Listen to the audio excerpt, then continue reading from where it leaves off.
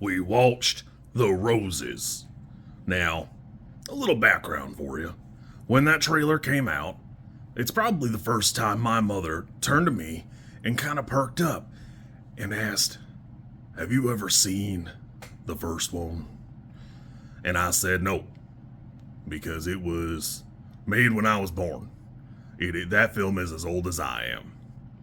But my mom was excited about it, so after a few weeks of seeing that trailer over and over, knowing we would go see this, we did go and watch it. That movie is basically a masterclass in a romantic tragedy disaster, and boy, is it good.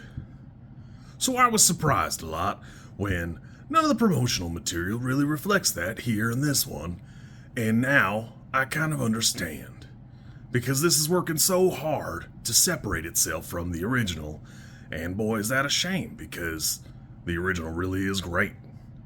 And I don't want to be that guy who goes, well, I don't know why they don't make anything original. Because they were trying, but. And I think Jay Roach has got a good catalog there. He directed all the Austin Powers. He's got Meet the Fockers and some other stuff that, he's got a good catalog there. He just isn't doing his best work here. Warren Adler, I'm sorry. He was a writer on the first one, so he was attached to something pretty good in the beginning that I don't know why he didn't stick it out a little better. I think the big problem I have here is the pacing and the lack of any real teeth. The characters are obviously dicks. They're dicks to each other, but every step, there's this pang of regret they all feel, and they go, well, maybe I should apologize.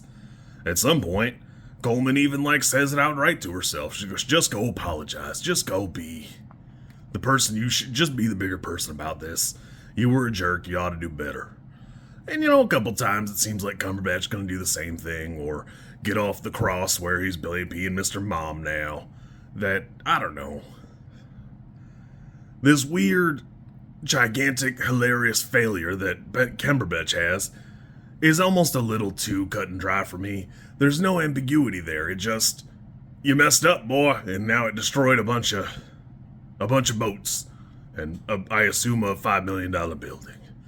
And they just never really touched back on that. There's no depth there. Somebody's got to go down for it. It's got to be him, and they basically make it seem like it's 100% his fault, which, I don't know. It's the only thing in the movie that has any teeth, but it's kind of odd the way they present it, because even later in the movie, nobody brings it up or says, hey, you sure you're in the right business, something like that, and that seems like something that would have come up. All of the digs in the original are so good because they're so personal. It's such a heart-wrenching thing for your spouse to say the thing that they know you cannot hear and be a regular, rational person about. And here it's really not the case. I mean, they're saying things to each other, and they're saying insane things to each other, but not the way somebody who at some point treasured you would. And that's the real difference here, is Michael Douglas and Kathleen Turner are ripping each other to shreds, more than driving a monster truck over a sports car while they're in it. It's bananas. And this one just doesn't have that same je ne sais quoi, the same evil in it, the same hatred that they had in the original. I will say, it's got a pretty decent cast. I think Andy Samberg does a great job. His delivery and timing are fantastic, but the dialogue is a little bit much. It doesn't feel natural. Everything he says is, bordering on the bananas. Not to get started on Kate McKinnon, who I also love the delivery of, but it's just a little too much. Because these two aren't the crazy ones. And even Samberg comments on it later. McKinnon a little bit to a lesser extent, but Samberg says, hey, things are, I'm not the world is not a candy land. I still go home to her and I'm happy there. It is what it is. The world is worse if I'm not together with her. And then McKinnon says, yeah, but he's the one I want drive me to chemo. And it's such a touching thing, but they never touch on it properly, so you never get the right response out of it. It never is fully grasped by the Roses until the very end, which is almost worse for me.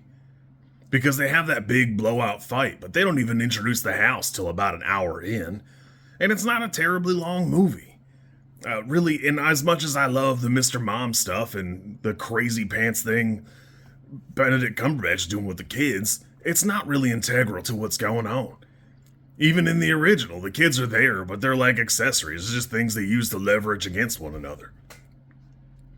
Their crazy pants blowout fight in the house is basically the selling point of the entire film, and even that doesn't happen until like the last 15-20 minutes of it.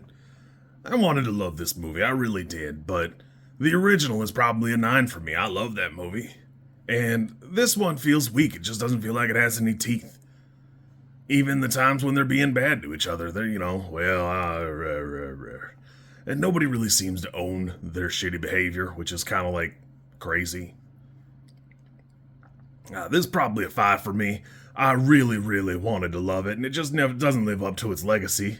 And if you're not going to do that or be better, I don't see the point. I don't see the reason to do it. Because, boy, does it have every reason to succeed, too. It's got a great cast. It's got some of the writing from the original. It just needed to double down and cook that script a little longer. I will admit, a high point for me was when I thought the kids went from being 5 to 10 to 13 to then 18, and that, from Coleman's perspective, time had just slipped away from her. It's really not the case as much as I thought it was. They were only up to like 13 or something like that. But it was like a fun literary thing where, the kids had changed significantly, basically off screen.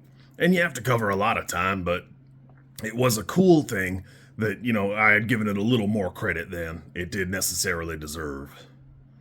Overall, like I said, I wanted to love this movie. I like it, but if I were going to watch one of the two, and if I were going to watch one of the two, it's never going to be the 1989 Danny DeVito special. I regret to bring you these sad tidings. Good night. If you like this content, I'm supposed to ask you to like, comment, and subscribe. I think like is here, and comment is probably down there, and subscribe over there somewhere too, I think. I don't know how many times this snippet is gonna make it into a video. Everybody says you should do it this way, and I always thought it was just like an annoying thing other YouTubers did. And as you know, I am bad at editing, so if you like it, great, I'm happy for you. If you don't like it, I'm sorry.